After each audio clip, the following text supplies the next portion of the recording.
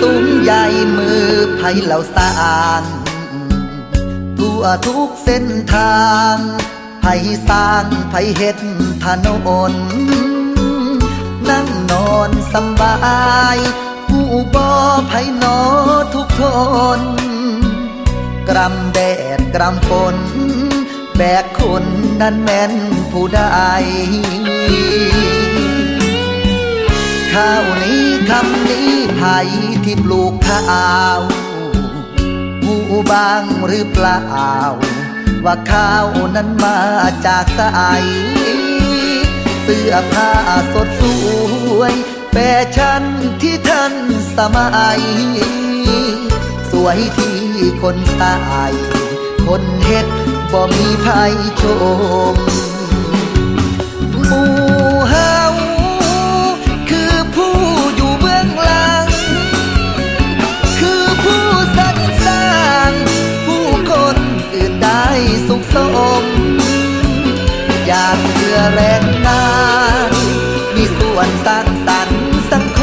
มบ่มีไผชมหมู่เฮายังเฝ้า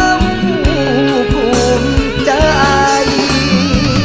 บ้านนี้เมืองนี้ดูดีสวยเด่นไผบ้างสิเห็นสิหูความจริงบ้างไหมผู้กวาดถนนผู้คนขยะคือไผทุ่มเทกายใจ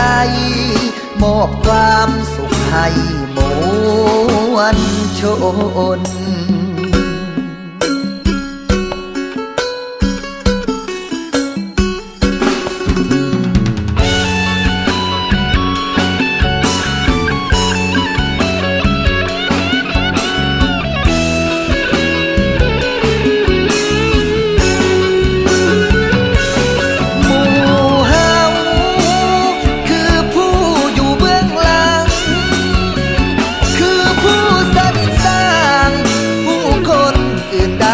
สุขสม